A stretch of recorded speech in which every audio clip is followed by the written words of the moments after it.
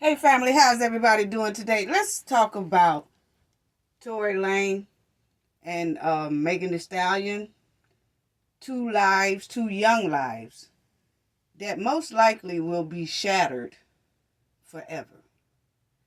Um, it's very sad.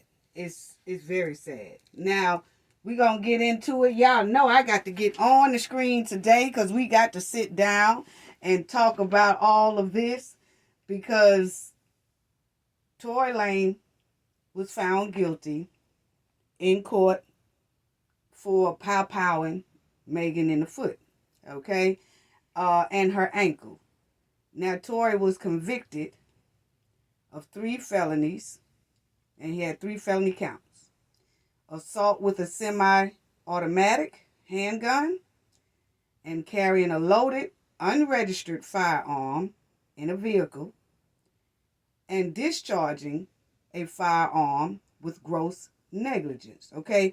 And I want to first to also start off with saying, family, that it's a lot of people that has this thing going around. Oh, it's a gender war because of this verdict. You have man versus woman and things like that. What that is so not true. You know, people love to start a beef and start an argument between men and women. That is not how it's been going, because if you go to Clubhouse and you go to a lot of like Big O and things like that, you will see that there are men and men discussing this with different opinions on the outcome of this case. You see 2 men going at it. You will see 2 women going at it. You will see a man and a female going at it. You just see different people that have different point of views. It is not all that this, it seems that everybody is talking about, oh, this is the man versus the woman. No, it's not. You know what I'm saying? I can't stand for people to try to start a beef between women and men. Because if you look at it, and if you are a diverse person, you will be able to see that you have 2 men that disagree on this, 2 women that disagree on this, men and women disagreeing on this. So, you know, it is what it is. It is a lot of controversy surrounding this whole case. And now that it's over, Tory Lane, he faces more than 20 years in prison and could be deported. And I feel like Tory might get around 10 and then have like a long probation period. I do feel he might get deported, but I don't think that his jail time will be, I just feel like it's going to be about probably 10 years. I might be wrong. And then he'll have a long probation period, you know, but we'll see, because he still have to have his sentence day for doing this. So let's get right on down to the nitty gritty, family, because see, I like to do things without having any bias in it, you know, and these 2 young people on this screen right here, my kids are older than them. So I can understand when you come from a parent's heart and then from the perspective of the case. So let's get down to that, people, because I really want to get down to that. Please hit the like and subscribe. Shout out to all my subscribers and everything for being so supportive, and to the viewers as well. Hit the like and subscribe. Y'all be acting like I be asking y'all for like $100 or something. Nah, that like button is free. Just click, click, click. That's all. Okay. But there is a big public beef all over the internet between, you know, about this case. You know, and we're going to talk about that, and we're going to get down to the raw truth of this case and the way it turned out. And we're going to talk about Megan Thee Stallion. Her lawyers are deeply considering legal action against podcasters, bloggers, other outlets, and things like independent media and things like that for, they say, purposefully sharing misinformation about this case. Now, What we do know is that Megan Thee Stallion was shot in her feet and her ankle, and she had surgery and to remove some fragments from her feet. And there are some small bullet fragments that are still in her feet right today that they could not remove, that they deemed too small to remove from her feet and her ankle. So she's still walking around with those in her feet right now. And she has said that they cause her to have her feet be numb sometimes because of this, and it sometimes have, very excruciating pain in her foot because of those small fragments are still inside of her feet, and she most likely gonna be dealing with this for the rest of her life, and like I said, both of these two brother and sister, these two young brothers and sisters, their lives has changed completely, been shattered completely. And this is a very serious matter, So I want us to check out this video so we could talk deep about it. And this is when the let me say this first. These are the three parties that was really involved in that incident that happened that night. When all this stuff happened, on the far right is the Kelsey. That was Megan's best friend. And then Tory Lanez. And then you have Megan Thee Stallion. Okay? So all three of them was acting. We'll talk about it. But I just didn't like it was a whole big ratchet situation to me. Okay? That this situation shouldn't even be existing right now. So let's go to that video first, because I want people to see this video of when they first was pulled over, and then we're going to get down to the nitty gritty. But I do want people to see and listen to when they first got pulled over, okay? And let's check out how that went. Okay, because I really do want people to understand. Now listen.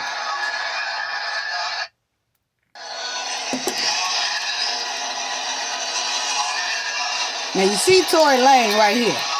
He's already gotten out of the car, laying down.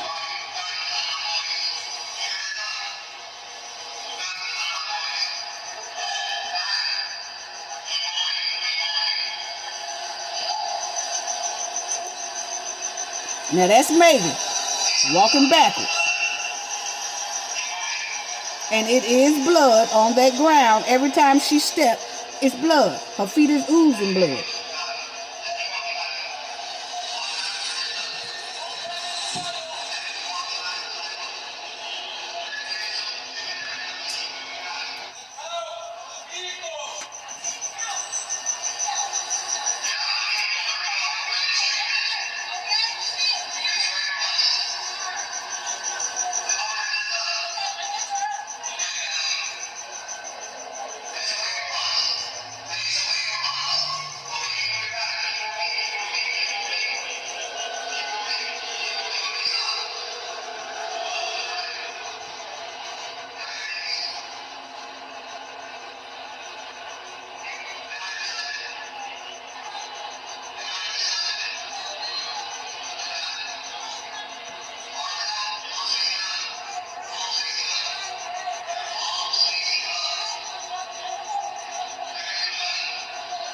Now, actually, they was acting like this and set it off when they caught Queen Latifah.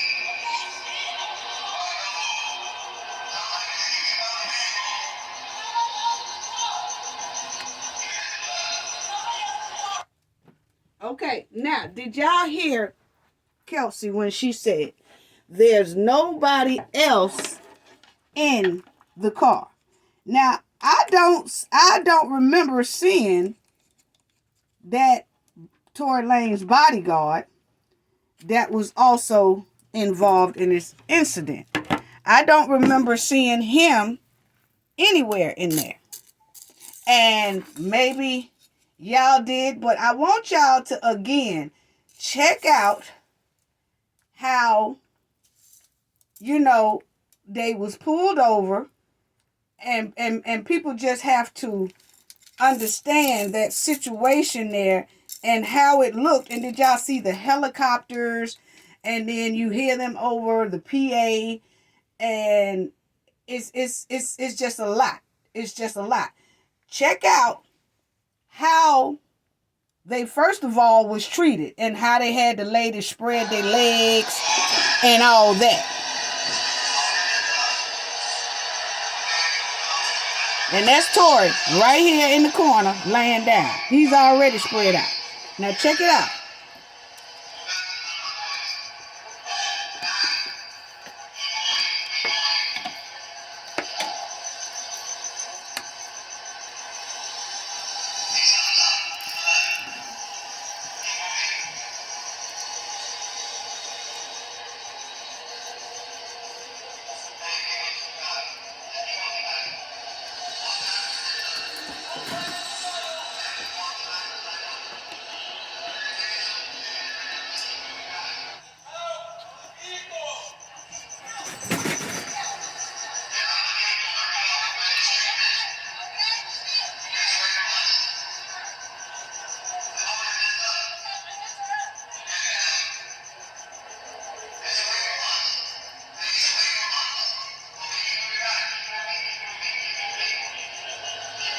And look how Megan is sitting there right over here.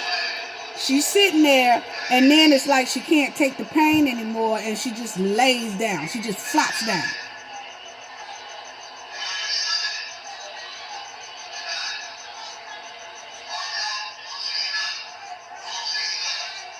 See? She just flops down. She's bleeding, and they putting them through all that. She's hurting, feet aching.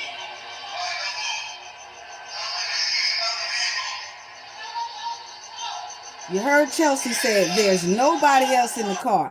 Now, I don't know of anybody. Somebody tell me, write it in the comments section.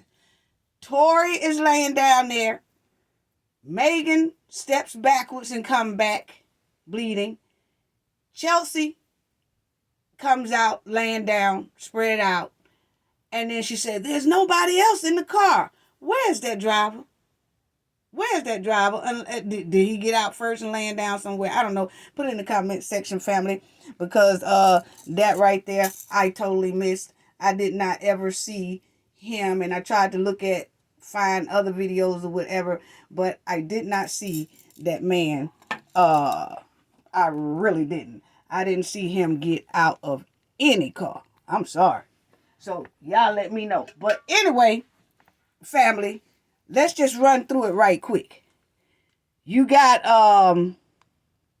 Tory Lanez, Chelsea, and Megan Thee Stallion. And they all are they went over to Kylie Jenner's house. And I'm going to tell you right now, why was they over there anyway? Because, see, it's every time it seems like it's somebody that gets around those Kardashians or something like that. Something seems to always go wrong. Rather it's a black man around them, or rather it's a female around them, or whatever it is. It seems like something always go wrong when somebody is around them. So I don't know why they would hang around with them Kardashians anyway. But anyway, they went over to the Kylie's house, and then they had a little gathering or a little get together or whatever they did, right? Okay, everybody gets a little tipsy, everybody gets kind of drunk and can on or whatever, and then all of a sudden, Tory, Chelsea, and Megan and the bodyguard, they all jumps in the doggone car, and then they heads home. But on the way home, I'm just making this story quick. I ain't trying to go piece by piece and all that stuff like that. But they leave Kylie's place, and then they all get into that vehicle. And as they're riding, some type of argument breaks out. They say that the argument started from Megan insulting Tory Lanez's career. But then they say that argument started because Tory Lanez let out that he was smashing Megan and Kelsey, two best friends, okay? And the argument started, and it was all she wrote. And say they was fighting or whatever inside the car. Then Megan didn't want to be bothered. Say she jumps out of the car and she walks off, and then pow pow, okay? And then you had a witness that was up on the balcony. He say that the two girls was fighting. And then after the two girls was fighting, he saw the gun go off by Tory and Chelsea, okay? Now, they say that when the gun went off, it didn't go off up in the air. They say it went off like that, okay? So maybe one of the fragments or one of the bullet ricocheted or something, and some of it got in Megan's feet. I don't know, but that's how it went. But first of all, then they got pulled over. They say after the incident, and Megan got hit in the foot. Megan gets back in the car with Tory, the driver, and Kelsey, and they don't get too far before the LAPD got behind them, pulled them over, and then that's what you seen. And then then Megan said at first when she went to the hospital that it was glass. And if y'all look, it was glass in her feet. That's what she was saying, that, oh, that was glass in my feet. She said that because of how the police was surrounding them. And y'all have to look at that. That looked like the scene from Set It Off. Okay? Helicopters all over the place. SWAT all over the place. They all over the PA. Police all over the place. Guns are, right towards them, waiting on them to make one forced move. This was going on at the height of the George Floyd thing going on or whatever. So Megan was not getting ready to say, oh, it's a gun in the car and they shot me. Or as soon as she said it's a gun in the car, they wouldn't probably even heard the rest of it. And then ain't no telling what would have happened. That's how she felt. So she did not reveal at that time that it was a bullet that hit her. Okay? And so she just bit that. Now, later, everybody got arrested. I don't think Megan got arrested. Megan went to the hospital. She did show pictures of her feet, and it was ugly. You could tell that it's bullet fragments was in her feet or whatever from that picture that, she showed. Anybody know anything about bullet wounds, you would know that did look like, it didn't look like no glass, okay? Jump. Okay, now, so then people say, well, she lied because she come out later and say, Tory shot me, okay? At that time, it's text messages from Kelsey. When it first happened, she texts Megan bodyguard and say, Tory just shot Megan, 911. Okay? So they saved that text message. Okay? Now, Kelsey just wrote it out and said it.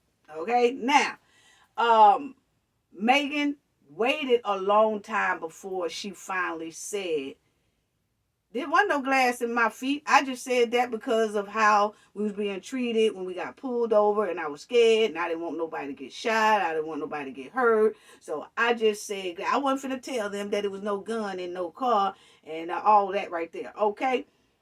So she was saying like she was trying to protect them, Tory, and herself. Now, after all that is over with, and Megan was saying that Tory and them, after this incident, and was going on, that Tory and Chelsea and them was saying little, like people was playing in her face. That's what she was saying. So she got mad about people playing in her face. So she finally gets on the internet and say, that wasn't no glass. That was bullet. He shot me. Okay? Now, that's when Tory then has that court case, and that court case was going on. Did he shoot Megan? Okay? Or did the best friend shoot Megan? The courts found Tory Lanez guilty of reckless, like we said, I read all his 3 felony counts that they have down on there, and we're going to talk about that too, you know. But a lot of people say that Megan, you know, she lied about her feet. And like I said, y'all saw that scene. It looked like set it off. I can understand her probably trying to lie at that point, but then I do feel like she should have said something earlier, because they did say that when she went to that hospital that night, the doctors and nurses there had asked her, this is not no glass. These are bullet fragments, you know? But it's like she still wouldn't say where it came from, where that she just kept trying to stay quiet, which was a wrong move. You know, a lot of people talking about this no snitch rule, but then that no snitch rule can come back and bite you, because you see what Megan is going through now, because she was trying to hold it down, what the no snitch rule looks like. And that she didn't want to get, she claimed that she didn't want the police and them to harm them and all that stuff. Okay, well, after all that scene was over with, she could have came out, but she didn't. She was still holding it. So she was basically still protecting Kelsey and Tory and that Tory's bodyguard, basically. Okay? And now look where it got her. Look what it got her now. Because she's still being labeled as a liar, either way it go. Okay? So, now, let's talk about that. So, I feel that's why she told that about her feet. Then she lied about being intimate with Tory. Okay? Now, remember, they say that argument really broke out about, in court, they was putting it that Megan insulted Tory's musical career. But then they say also that in that car it came out, and we're going to see that, because I'm going to let y'all see that, what that bodyguard said, Tory Lanez's bodyguard said, a little bit after this incident happened. Okay? Because a lot of us are forgetting about all of that. Okay? So, and maybe some of us not. But see, we finna break it down here, because I want everybody to see Tory's end and Megan's end, because I'm not biased in this. Both of them are like, they could be my kids. Okay? Because I have kids older than them. So, this is a very serious situation. But, everybody's talking about that Megan lied about being intimate with Tory Lanez. You know, because they said in the car, it was revealed that Megan and Tory, like first Tory was talking to the Kelsey, Megan introduced him to the Kelsey, or whatever her name is, right?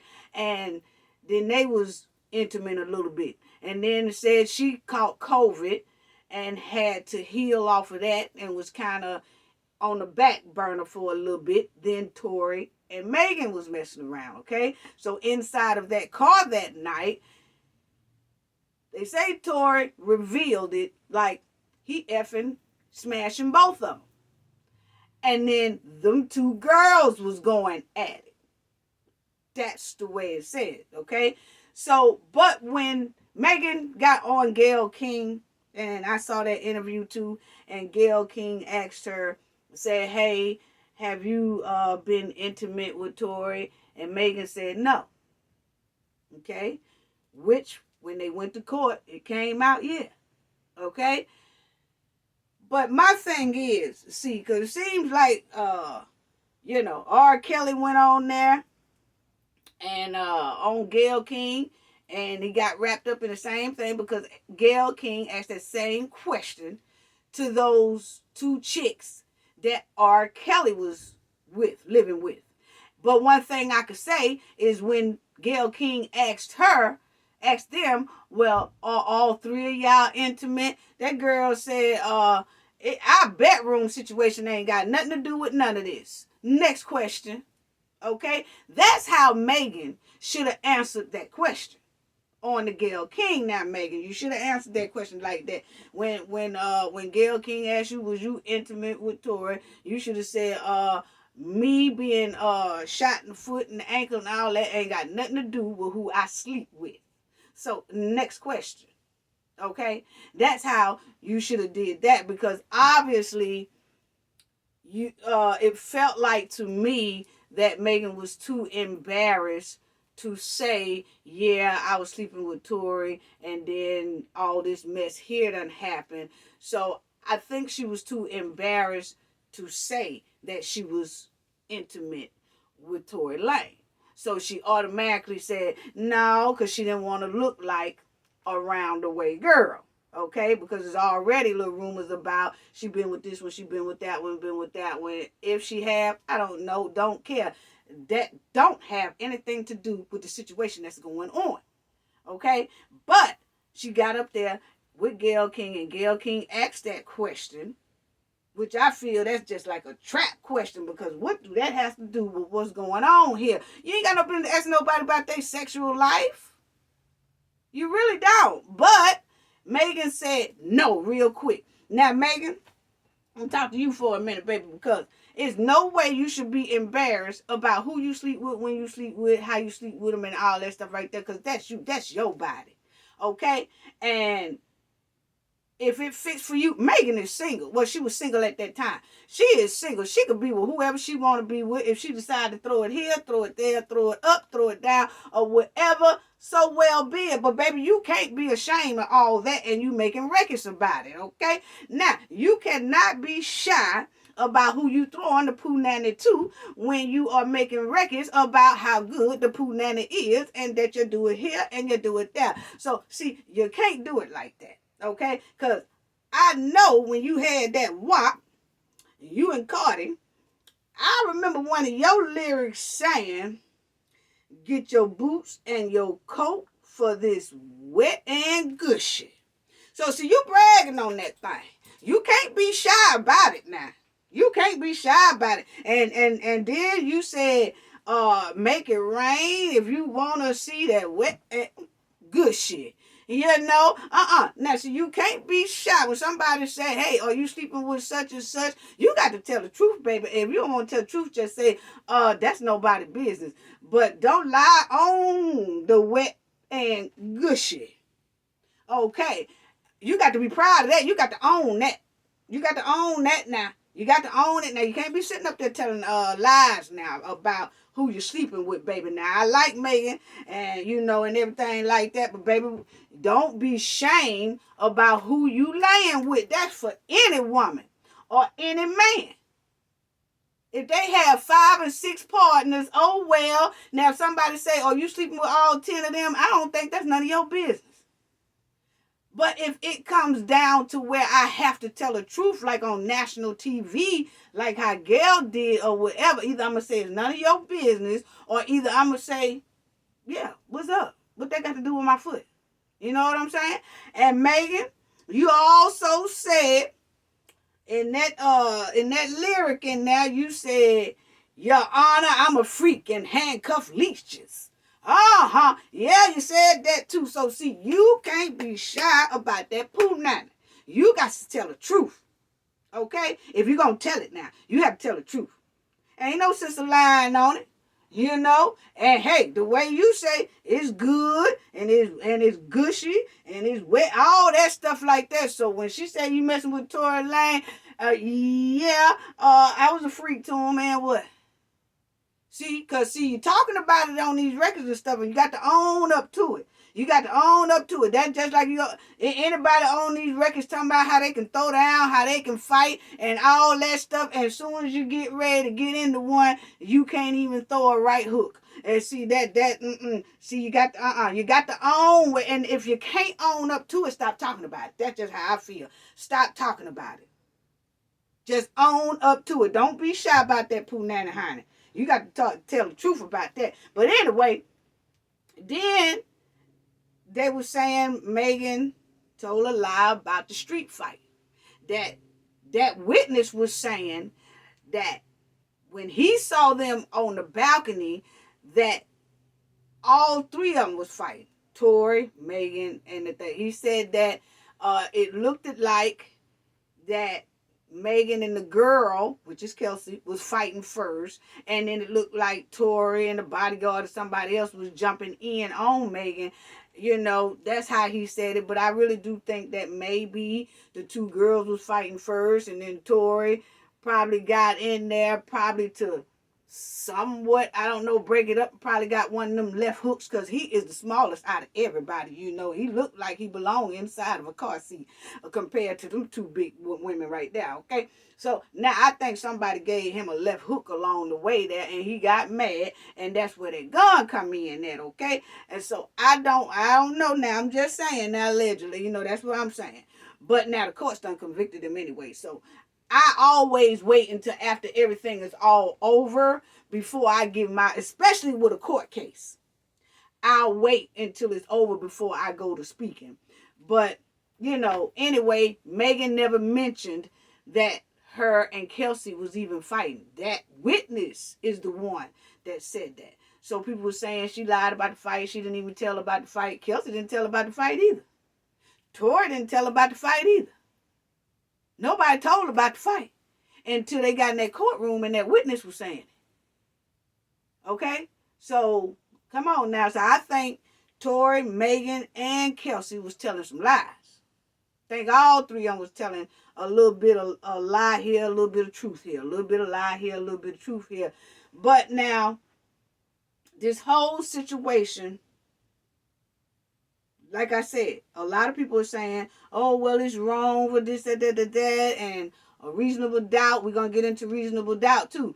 But anyway, it's one situation out of this whole matter that could not be debunked and could not be caught in a lie. It was one item, a couple of items in here that could nobody say was a lie and could nobody debunk.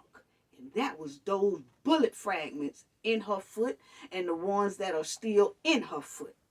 So those bullet fragments are the things that didn't lie. It's in there. How did it get in there? And that's all the court's worrying about. Their concern is, how did them bullet fragments get in there? Who did it? Who gun was it? That's basically all they trying to come up with. They really don't care who's sleeping with who went to the store with who what kind of alcohol this one drunk, who was the drunkest, and all that. The main thing this court wanted to know is, how did those bullet fragments get in that woman's foot and ankle? Both of them. How did it get there? Who was responsible? Who gun was it? See, that was basically their main concern. Who did it? How did it get there? Huh?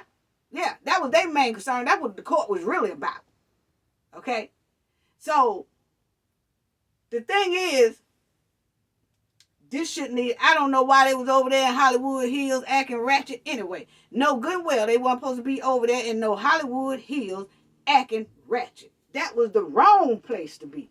The wrong place to be. Now, let me tell y'all this. My experience in being in the courtroom and stuff like that, because Megan Thee Stallion said her legal team was talking about they getting ready to sue certain bloggers. And they named some of the bloggers that they are independent media that they are going to sue for reporting on this story while the case was going on. They were saying people was giving misinformation, was giving defamation, saying things that was defamation towards Megan and things like that. But let me tell y'all something.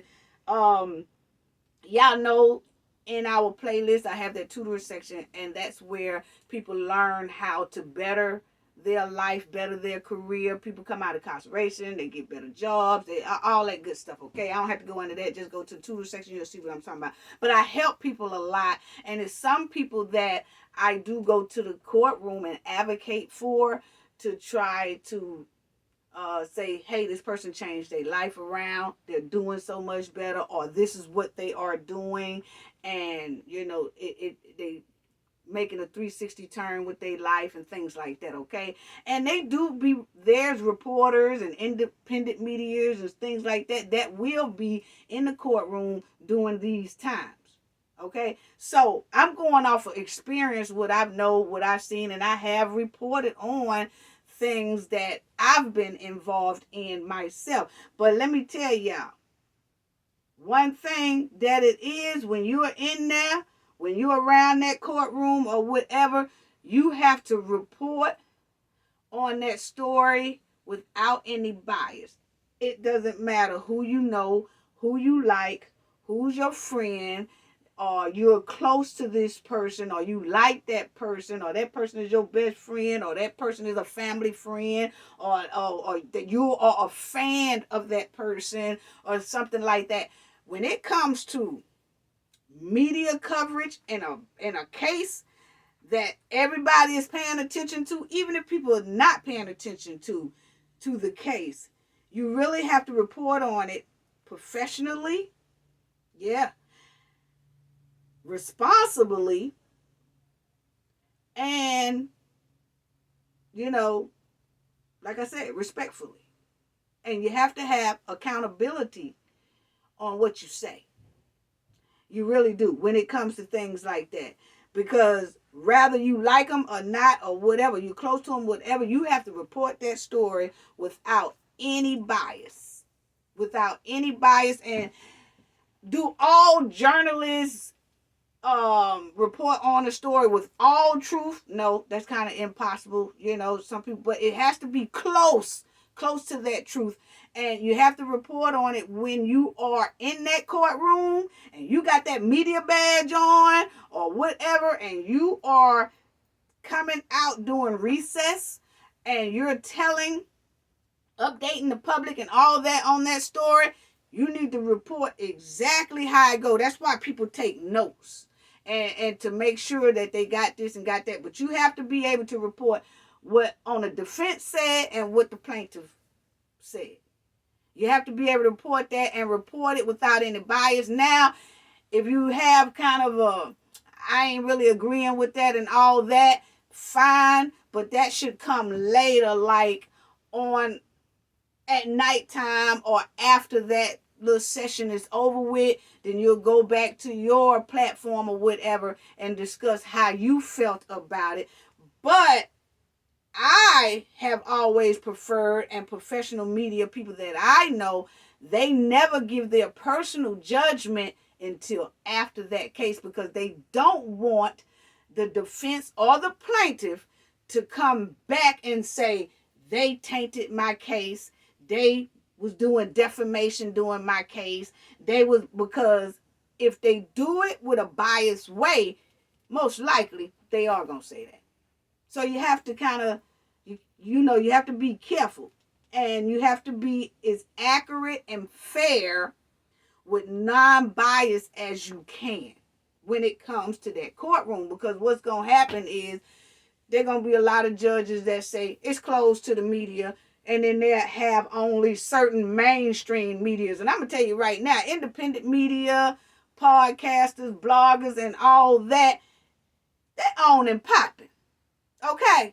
Independent media and blogs and other outlets and things like that, people are preferring them over mainstream media, and people are preferring to turn on YouTube like this and listen to what we have to say versus going to the mainstream media to see what they have to say. Because see, they report on stuff like they want to do it, and then they don't tell it like it is, or they not down to earth with it or whatever. They just, this is how it goes, and that's it, and sometimes they have an agenda. But when they reporting on the story, like if I'm listening to Tory's side and say I don't like Tory's side, I say I like Megan's side. And then after they have recess, I come out there and I be like, this what Tory Lanez said, and this what Tory Lanez lawyer said. But you know what? They all up there lying. They all up there because I don't believe none of that. That's opening up a dangerous can of worms that you don't want to let out of the can. So I have to, even though I don't like Tory, now I like Tory, but I'm just saying, I'm giving an example. Even though I don't like Tory, I still have to say, Tory lawyer got up there and said this, that, and then his lawyer said this, and then Tory got on the stand and said this, and the witness for Tory got on the stand and they said this, that. I have to leave it like that, especially on them court grounds. On them court grounds, anywhere around that courtroom, anywhere that you're reporting on it, you have to try to do it fair, accurate, without non-bias. You really do, because then I'm opening up a door for Tory people, especially if I have a very big platform. Then I'm opening up the door for Tory people to say, hey, she was right outside that courtroom and was saying this, that, and tainting the case or defaming him, so that when he go, if he be free and he goes out here to the world, people gonna think this way about it because she just said what happened in court and that was not true, or her opinion is not true. You know, so it's a lot. Or she was telling the truth, but she was defaming him at the same time. It's kind of tricky. It really is. It really is. And I feel like this. Megan got in that courtroom and Megan said, I feel like I wish that I had a died that day.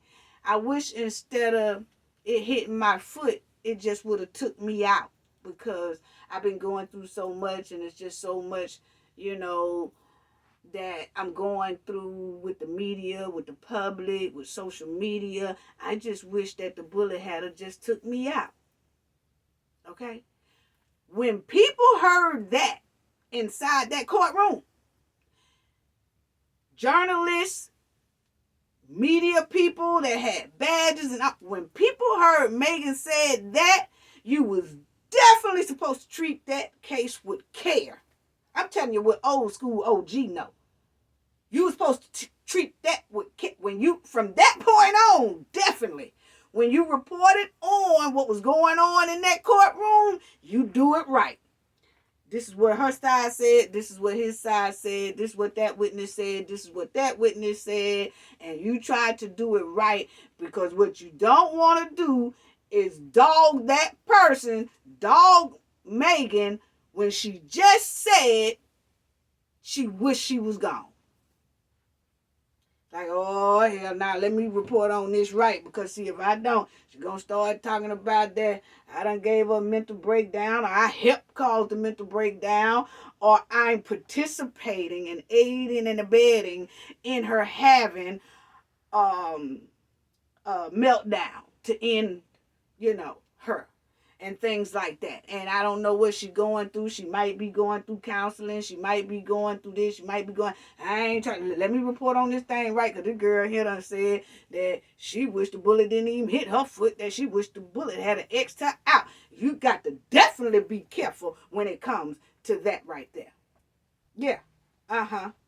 Yeah. Because I noticed, like, when Cardi B and Tasha K was going to court, I remember Choke No Joke and Dennis Byron, or something, they was reporting on the story, and they would say what the defense said, what the plaintiff said, and that was basically it. Now their opinions and stuff like that about how they felt, they did that later on, like nighttime on their show or something like that, or they waited till after the case was even over with. Because from my understanding, looking at both of them, they was just reporting on what was said. They didn't add nothing, they didn't throw no extra spunk juice and all that stuff on it, or their opinion on top of it and all that. They just reported like it was.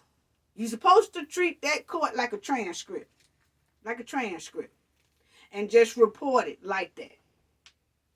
You know, that's if you're gonna be in there, because man, it's a lot of can of worms that they try to open. And I'm gonna tell you right now, mainstream media, not the mainstream media, but the independent media, black media, the YouTube content creators and everybody like that, people prefer coming to all of us before they do that mainstream media. And that mainstream media, first of all, is not too happy about that, because independent media, YouTubers and stuff like that get more views than the mainstream media. So they just waiting to find something to get, or waiting to find something to ban certain people from inside that courtroom, any courtroom, if it don't go right. So that's all I'm just saying about that, because I have experience in being in both shoes, reporting on a story in a courtroom and things like that, but I do it biased, and it's not too many times that I go that I like this person, I like that person. Sometimes I just go because the story is very popular at the time. But now, if I had to report on a story that I like this person and don't like that person, and I'm in the courtroom and do it, if I feel like I can't do it without being biased, it's no need for me to waste my gas going up to that courtroom and doing it, because somewhere it could fall where then that person will try to come after me or sue me because I like a certain person. And they feel I like a certain person. If they can find some things that I said in there that wasn't true, or being biased, or having defamation inside of it, ball game over. But anyway, Megan legal team, they done reported that they are considering legal actions against bloggers, podcasters, other outlets, and things like that for defamation and of character. They was defaming Megan's character before the court.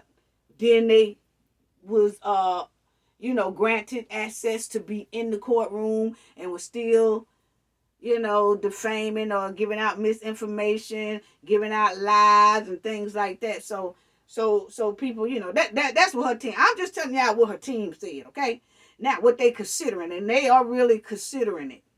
They are really considering suing a lot of these bloggers and stuff like that, who reported on the case inside that courtroom. And that's, and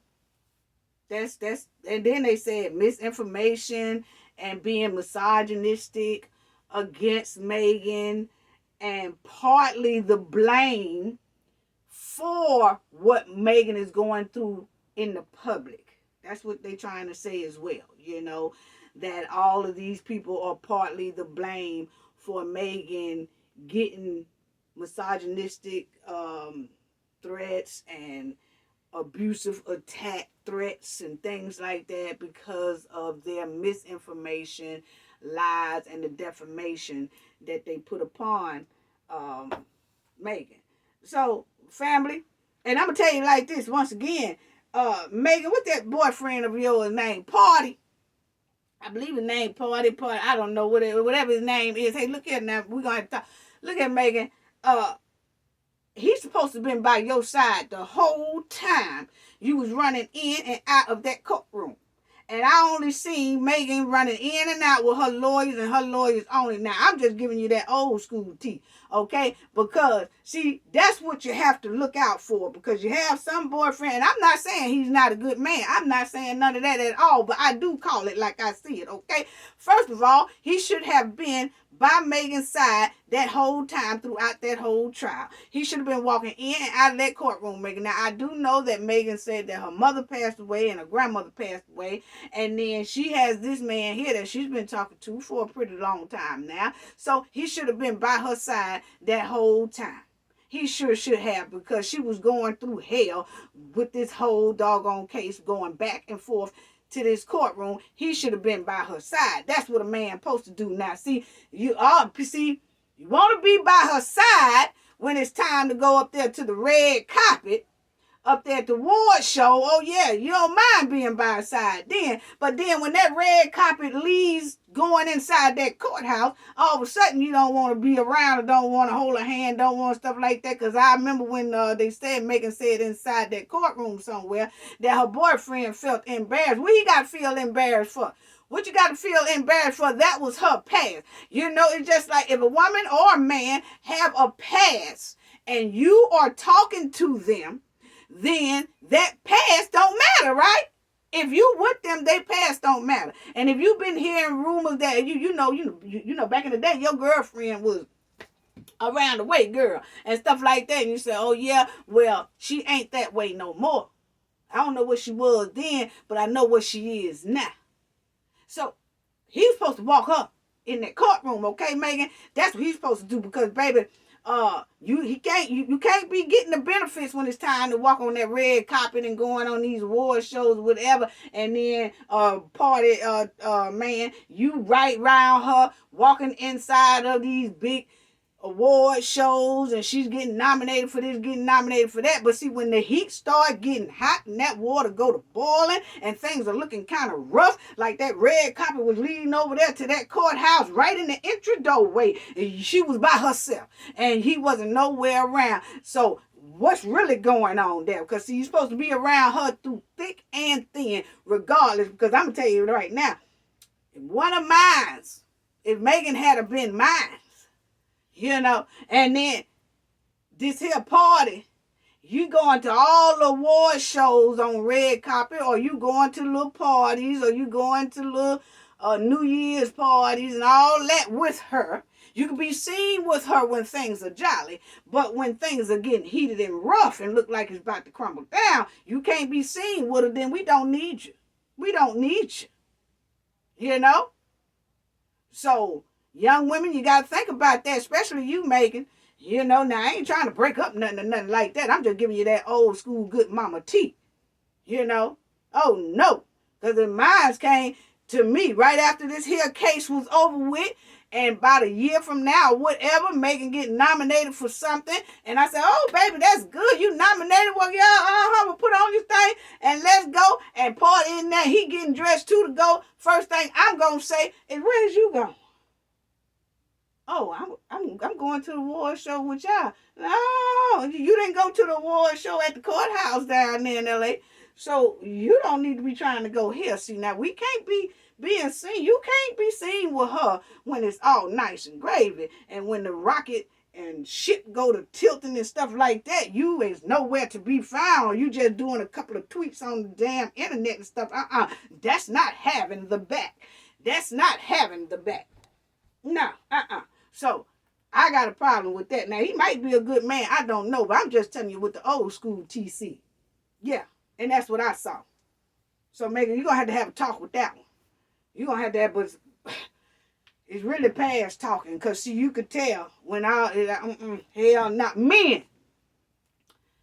If your lady is going through a court situation, you need to be right there by her side. Females always do it. I guarantee you, if that party or whatever got into a world of trouble and had to walk in and out of that courtroom, guess who's going to throw on them goddamn heels real quick? Megan. She going to throw on them heels real quick, put on her nice suit, and walk him in and out of there like she his bodyguard. In and out of there. Most likely. See, we got to do this thing equal, fellas. We got to do this thing, because I ain't like that at all. Y'all know me. I'm just telling you how it is. So, now, let's get to this. It seems to me that, you have a lot of people in this whole thing that Kelsey telling some lies, Tory telling some lies, Megan was telling some lies. I think they all were telling little lies, sprinkle up in there and all that stuff like that. But what really got me is when that Kelsey got there on that stand and they said, this girl here plead the fifth. Why'd you plead the fifth, honey? That's what I want to know. See, that's the biggest question of the day. See, everybody mad at Megan and all that stuff like that. But if you ask me, that really hurt the case for Tory. When she got up there and pleaded the fifth, trying to be smart. Looked like to me she was trying to be smart. Looked like she was trying to get back at Megan. Or either, like trying to do kind of like a revenge type thing against Megan and things like that. So that's what I feel. And then all of a sudden, hold on, family. And then all of a sudden, like she was supposed to have been Megan witness, I think. And then after that, I don't know what went wrong or whatever, but You know, when she said, I plead the fifth, she don't want to answer any questions that favors on Megan's side or something. So she stayed quiet so it'll kind of help Tory, I guess. I don't know. That's the way it looked, family. I'm just telling you. And you got to think about how the jury looked at it. Because a lot of people say, well, if it's some reasonable doubt, it shouldn't have even been, hey, look here. You got to look at all that too. Is when a witness come up there and then they had a recording of her statement, which she said before, like in September, she was saying, she was telling everything, right? But then between September and then December, all of a sudden, she can't remember nothing. Oh, I don't know. Then they had the nerve to ask her, well, did Tory, that she came in with a lawyer and they asked her, did Tory pay for her lawyer? She said, I don't know. I can't remember. I don't know. Family, y'all got to look at how this stuff look towards the jury now. Okay? Because a lot of people are saying, oh, you know, they did Tory wrong or whatever. You know, they didn't. It was a lot of reasonable doubt in that case and stuff like that. What wasn't no reasonable doubt is you had a witness that came up there and was supposed to say, you know, like say what they saw and what happened, but then they got up there and they pleaded the fifth, so they didn't talk on Megan's side or Tory's side. And it made it look like then when the lawyers asked her, did Tory pay for your lawyer? Or how did you get that lawyer? Did he pay for it? I don't know. I can't remember. That didn't do nothing to me but hurt Tory. That didn't do nothing. It made it look like witness tampering. And you got to look at how the jury, which I thought the jury didn't hear that. Because I hear a lot of people saying it was a lot of reasonable doubt. Yeah, it was a lot of reasonable doubt about why it needs people saying anything. But then we hear recording telling what they were really said at first. But now all of a sudden they get up there and they pull back like they're trying to help Tory's side and don't want to help Megan's side. That's the way it was looking. It might not have been that way, but you got to look at how it was looking. And the jury saw that. They did. And they take that under consideration. Now, yeah, she could plead the fifth. That means that, well, they granted her pleading the fifth. So she didn't say really nothing. She act like she got up there. She act like she was about 80 years old with dementia. Like she can't remember nothing, see nothing. I can't remember. I can't. Oh, I can't remember. I can't remember. Come on, people. And everybody gonna say he was railroad. To me, that's the railroad right there. Then you had a bodyguard that didn't show up. He's supposed to show up.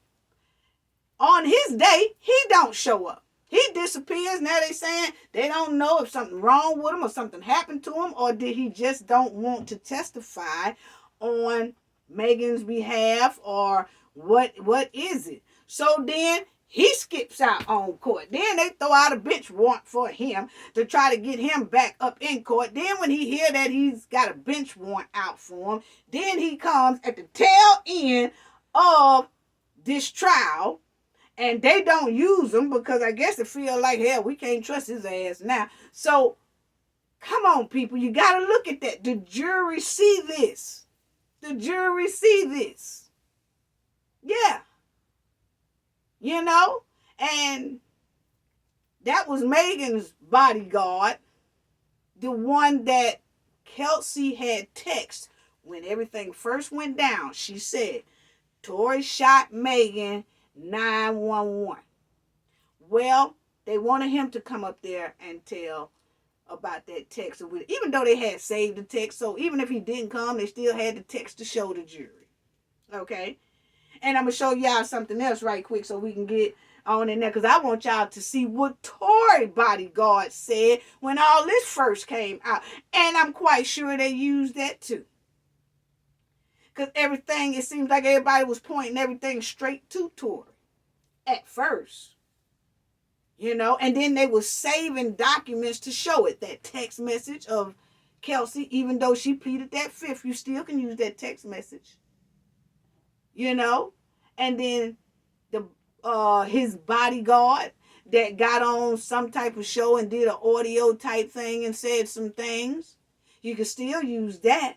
Then you got Kelsey wanting to plead the fifth like she's hurting Megan, but really hurting Tory's case. Then you got a bodyguard that don't show up, had to go get a bench. They had to put a bench warrant out on him. Y'all think the jury didn't see that? Well, dog, he had to get a bench warrant for him. She won't talk. And then she's saying she don't know if the man sitting there being accused, she don't know if he paid for her lawyers. Come on now. And then y'all want to know why the jury's like, this don't look right here. You got to put yourself in the jury's shoes. This don't look right here.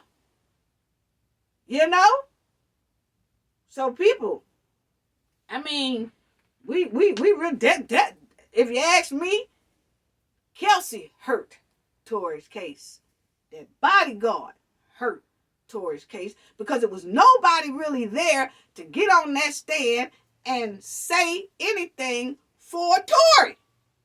Megan got on the stand and talked for herself. Tory didn't get on the stand. I guess he was advised not to, and that's his right. But he didn't. Megan got on that stand. You know, her doctors got on that stand. The pictures of her foot was in there. The doctors was talking about the bullet fragments in her foot. Then you had a witness that got on the stand and said he seen all them fighting and he saw the flash from the gun and it was coming from Tory and Chelsea. Well, Tory's the one sitting in the damn seat and Chelsea done pleaded the fifth. So who is going to hurt? Why everybody kind of mad at Megan. Sometimes people can get so mad till they don't focus on, wait a minute, you really hurted this case. Now, was it planned for her to do that? We don't know. But what we do know is what she did not help Tory Lanez at all. What that bodyguard didn't help Tory Lanez at all. And by Tory not getting on that stand, didn't help Tory Lanez at all. It's his right, but it didn't help. That's all I'm saying, people. That's all I'm saying. You know, all of it looked like witness tampering. And people thought that they could be cute and be smart and fool the judge and fool the jury with all this. Oh, I don't know. I can't remember. But then they break out a whole audio tape of her ass telling everything. Then you got a bodyguard. They got a text that everybody see, but now he done disappeared and don't want to show up and don't want to do nothing. All of it looked like witness tampering. And I'm going to tell y'all right now, when stuff look like witness tampering to a judge and a jury, it ain't going to go right. It ain't going to go right. If it look like witnesses are scared up there and witnesses are scared to talk and all of a sudden they recanting and they don't, I'm telling you, it brings off an alarm. So hell, and then, we'll talk about too, because the daddy want to talk about Rock Nation and all that. No, you need to talk about that Kelsey, and you need to talk about that bodyguard, and you need to talk to Tory Lanez lawyers about not letting him get on that stand. That's his right, but Lord have mercy, we talking about the man's life here. We talking about his life. This ain't no joke. I don't know who thought this was a joke for Tory Lanez, but it wasn't. It wasn't. They were talking about deporting him and giving him time. For somebody to get up on the stand and start playing dumb, and for a bodyguard to start disappearing, and then for my lawyer to tell me, don't go on the stand. If I didn't do it, damn all y'all, I'm getting up there. Damn this. And if Kelsey did it, bitch, I'm telling today. Because I got kids now. I can't be deported. So if Tory chose to save someone else instead of himself, that was a gamble he used. Because he had a right to get on that stand and tell the truth. But him and his lawyer decided they would rather not to. Okay? So, people, we got to look at both sides. But see, I can look at both sides like that because I'm not biased to either or. I like Megan. I can't say I'm all listen to Tory and stuff like that. Either his stuff is too hard for me to listen to, whatever. But I do listen to Lil Megan or whatever like that. But I still can judge without being biased, because that's the type of career I have. I told y'all, managing thousands and thousands of people, I cannot be biased. So you have to train yourself not to be biased, especially when you're reporting on the story and things like that, you know. But people have to understand that Tory, I don't understand how his lawyers felt like he didn't have to get on the stand, because we was talking about this young man's life here. We was talking about his life. His freedom was on the line. It was on the line. And people talking about reasonable doubt. Let's get to that. And then I'm going to close it out, family. Let's get to that reasonable doubt so I can close this thing right on out about this reasonable doubt thing. Because it is a lot of people that say, you know, there's a lot of reasonable doubt within this case and things like that. So, family, I'm going to push this right along here a little bit. And, but I do want to show people, because, you know, that's what we do around here at the Knowledge Family. But let me show y'all this right here first about Tory's bodyguard. Y'all remember he did an audio. Yeah, he did an audio back in the day. He did an audio back in the day, family. And his audio, he was saying, hold on, I hear a motorcycle. That might be my son. Hold on 1 second, family. Hold on 1 second.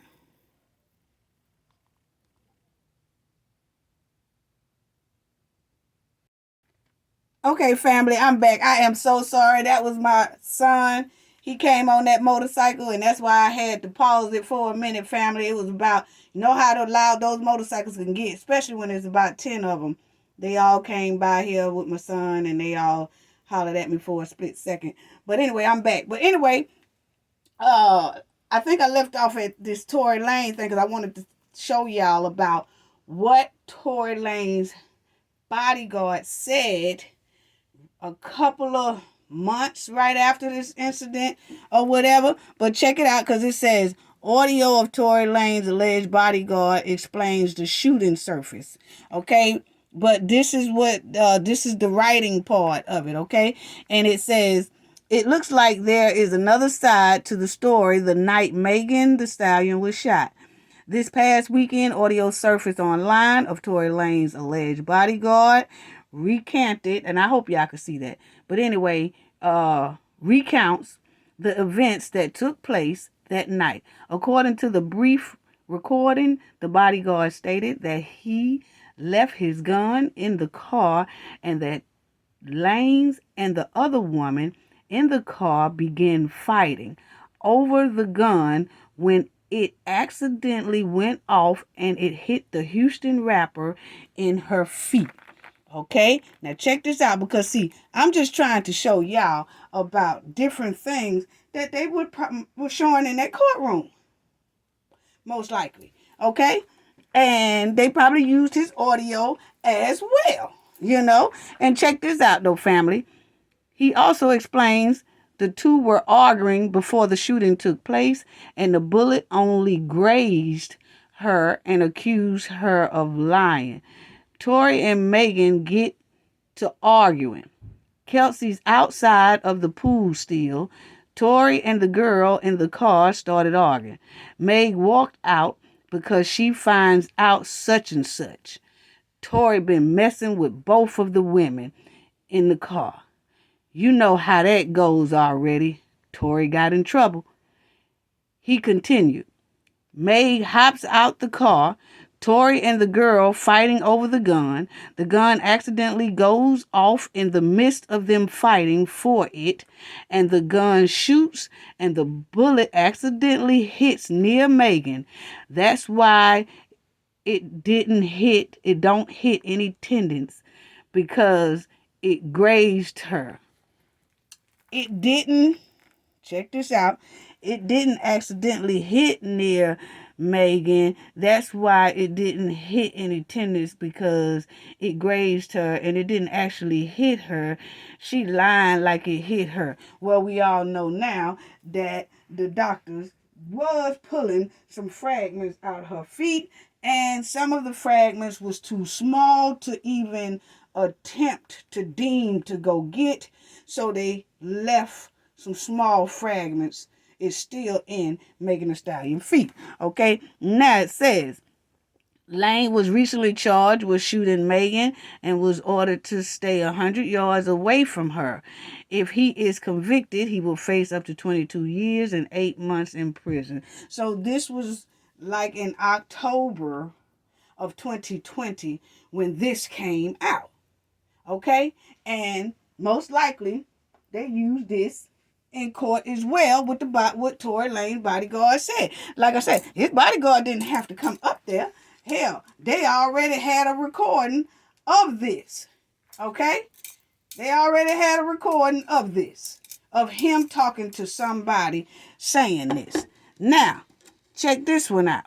This is what I wanted people to see as well. It says, I hope y'all can see it. And it might be a little blurry or something to y'all. But it says truth and accuracy. This is for the journalists. Journalists cannot always guarantee truth, but getting the facts right is the cardinal principle of journalism. Okay? And it says the 4 main things of being inside of a courtroom and doing journalism and things like that. They saying these are the 4 key things that you have to remember. And we already talked about that. I just wanted to show people this. But, number 1 is independence. You have to be fairness and impartially. Okay? You have to have that. And then humanity and accountability. That's what comes with being a journalist. And then you see that it says 5 principles of ethical journalism. So a lot of people might have to, if you want to go into a courtroom and report on a story, and then they're giving you media badge, or you're going to get a media badge, or that it's open to the public and you can go in and cover that case. A lot of people might want to go and Google up how to be a journalist so that it'll save them for somebody trying to sue them. And it'll save also them having to go through a lot of trouble of reporting it on a biased side, and then it mess around and turn into defamation, or you say some things for defamation and things like that. All you have to do is Google it up and just read a little bit of the do's and the don'ts and just go from there. Just go from there. And it's nothing wrong with putting a little spunk on a story and things like that. But you have to watch, especially if you're inside of that courtroom as that trial is in progress. Okay, that's all I was saying about that, family. That's all I was saying about that. So I do want to go into check this out, family, because I want y'all to really see this as well. Because this is something that I wanted to also bring to people's attention. Because when you bring that to people's attention, they also know, because a lot of people saying about the reasonable doubt. And see, that's what we do. We look stuff up over here, and I'm not going to be too much longer. But it does say, what are some examples of reasonable doubt? Okay? And it says, an example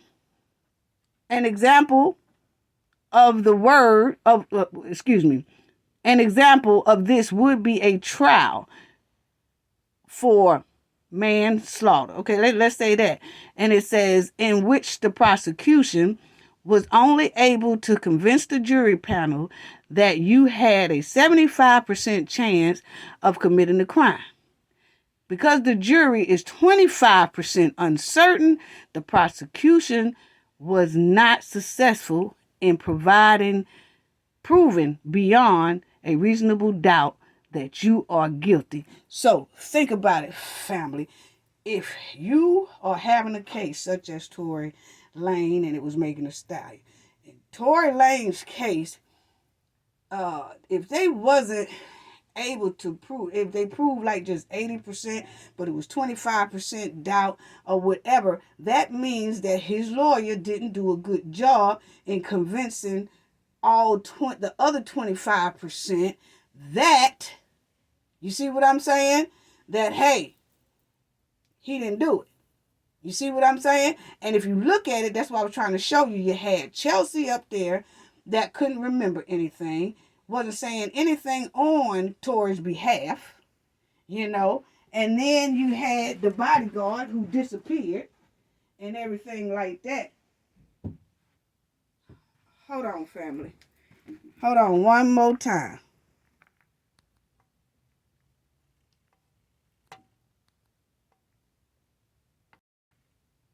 So you'll see that, like I was saying, you had the bodyguard didn't show up. So, see, Tory defense, his legal team would have to convince that jury.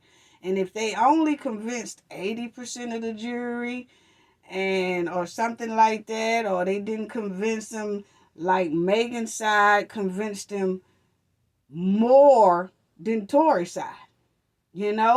Because you have to look at it. Kelsey didn't do a good job and made it look like Tory could have paid for her lawyer or something like that. It was just all crazy, family. It was all crazy. So I do want to talk about Tory's father, and he got up there, and I just think it was kind of the wrong timing. I think it was the wrong timing, family. I really do. Hold on. Just listen to him. Because I really do think that it was just bad timing for him to do this for real at this time right here. But this is him, and I just think it was bad timing.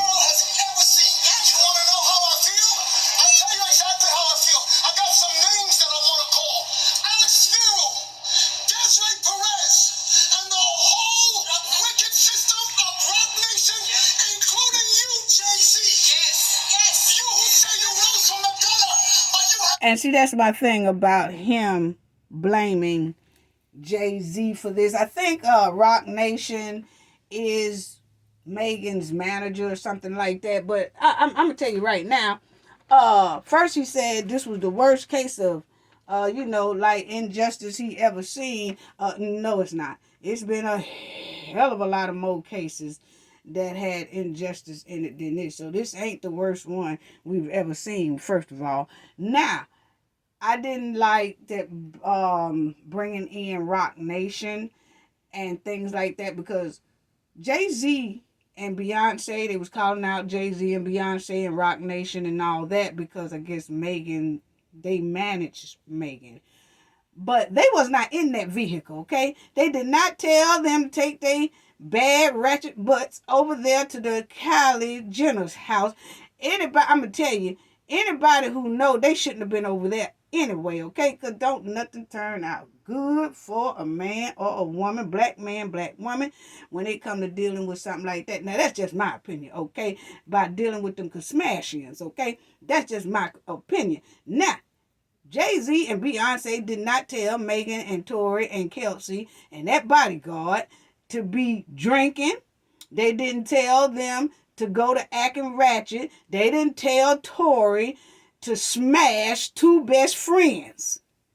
They wasn't nowhere around none of that. They didn't tell them to be hopping out that vehicle, fighting and carrying on in them Hollywood hills, acting ratchet. No, they didn't. So Jay-Z and Beyonce wasn't nowhere around this right here. And I understand people say, well, they say Roc Nation wanted to sign Tory Lanez, but then Tory Lanez didn't sign him, so Roc Nation haven't been too happy with Tory ever since. Okay, well, how long's that been? If Roc Nation or something want to do something to Tory Lanez, they would have did it to him right then when he didn't sign with him or whatever. And hey, They ain't got to wait no years and years before they do something to Tory Lanez if they mad about that. They ain't said nothing to Tory Lanez. Let Tory Lanez go ahead on about his business or whatever, okay? That's my opinion on it. But what I do know is Beyonce and Jay-Z was not in the back of that vehicle when all this mess went down. So I just didn't like his father penning that. And I just think this was the wrong time. And I'll tell y'all why.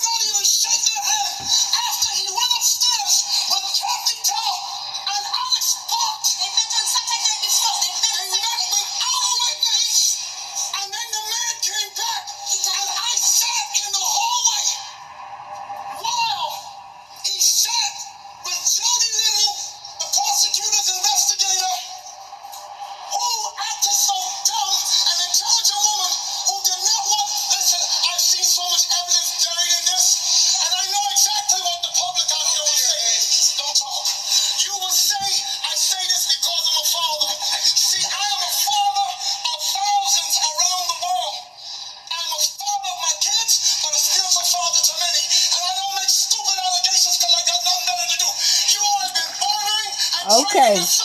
Now his father say, I don't make stupid allegations because I don't have nothing to do. And I understand that. That's fine. That's all well and good. But what I don't hear, he don't make stupid allegations, he say, because he don't have nothing to do. But what I'm saying is, where is the accountability?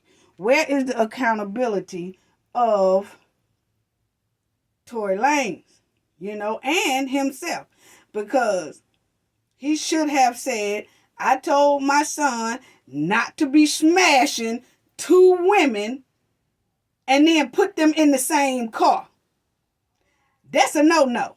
That's a no-no right there. See, that's what Daddy should have been telling Tory Lanez. And don't be violent to women. Okay? That's what he should have been telling. And definitely don't smash two best friends, hands down. Don't get drunk to where you don't know how to control your character. And don't get so drunk till you become reckless. Okay? Because that's one of his charges. Reckless endangerment. You see what I'm saying? And you should have told your son to stay away from the Kardashians. Because don't nothing good come from hanging with that. Now, Kylie wasn't involved in it, but they went over there and then they got back. Then whatever went down over there, they all wanted to leave and got in the car, and then some more stuff started. So point blank, period. That's how I feel. Now listen.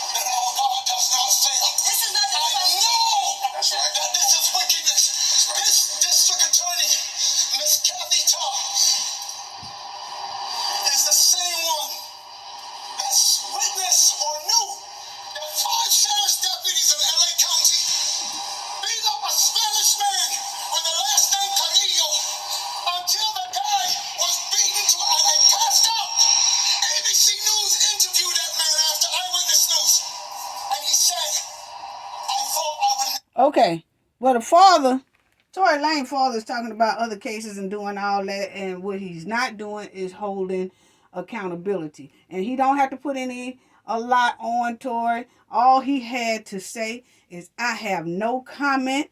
Just pray that the judge is light on my son's sentence. That's all he had to say. Because all that right there, to me, did not do nothing but hurt Tory. It did not help Tory at all, in my opinion. And he said that the industry is dirty and the industry is all that. Okay, well, we all knew that, so why didn't you get your son out of there? Okay, as long as he was in the dirty industry and wasn't nothing happening to him, things are fine. But when something happened to him, now you want to talk about the dirty industry, okay? Everybody got a lot of rumors about what's going on in that industry, okay? And Tory Lanez did not get out of it. Now, if his father told him to come out that industry and Tory didn't want to come out of it, well, then that's Tory. He grown and that's what he did. But this is the outcome of something that they did on the streets, okay? That they did themselves. And I just feel like the father coming out that courthouse, all he had to do was say no comment. When they say, how you feel? You want to know how I feel? And he started. Not in front of that courthouse. Because everything he was saying outside of that courthouse, he should have been saying inside his own house, in his own living room, among his own family. Not in front of that courthouse for the world to see and record. And I don't think it helped Tory any bit. It was wrong timing, especially that Tory sentence haven't even been given to him yet. So you out there and you dogging the justice system that you just walked out of. That means the judge and the jury and everybody else. The judge still has to hand Tory his sentence. So you don't want to go public and viral with you saying all this about how that justice system inside that courtroom ain't crap, ain't this. Yeah, you might think it, but you're supposed to go home and say it or whatever. At least you got to still pay attention to that, what your son is going through inside there when they took him behind those closed doors. You know, and you don't want to say anything that can worsen or damage his sentence.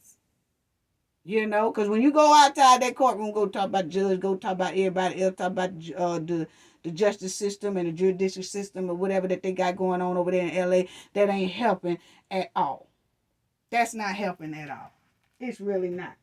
It's really not. Not when the judge has not even handed Tory Lanez his sentence yet. So you don't wanna piss nobody off up in there. Yet. Not yet. You know? So that's why I felt it was bad timing. Because if it was my son, I would not have done that. I would have took that under consideration, that he's still up there and that judge still haven't handed him his sentence down. And I'm damn sure not going to say nothing that's going to piss this judge off right now and then he take it out on my son's sentence. We'll never know if he's taking it out or being right about it or not. And damn sure ain't trying to piss him off about it. That's just how I feel. You know? And as his father, and I can understand his pain, you know, but you don't want to insult that justice system, not right now at that time, you know? So I just feel his father should say no comment. Y'all just pray that the judge have mercy on my son when he hands him his sentence down. Case closed. So that's how I feel, you know? That's really how I feel. So you have two lives that will be shattered forever, you know? And like I said, I think that Tory will probably get, he probably get about 10, and then I think the rest of it will come from probation. I really do. I really do. I think some of it's going to come from probation. I think he'll get some and some will come from probation. That's how I feel. But the bottom line is you have two young people, two brothers and sisters, whose life will be forever changed. Forever changed. Because of a drunken decision, drunken rant, and whatever. And people, young people, you have to be careful when you you're drinking on this alcohol or whatever. You have to know when it's your limit, when it's time to stop, and protect you, protect your character, protect everything around, protect yourself. Please do, because anything can get out of hand too quick. We have two of these brothers and sisters, brother and sister, that lives are forever changed.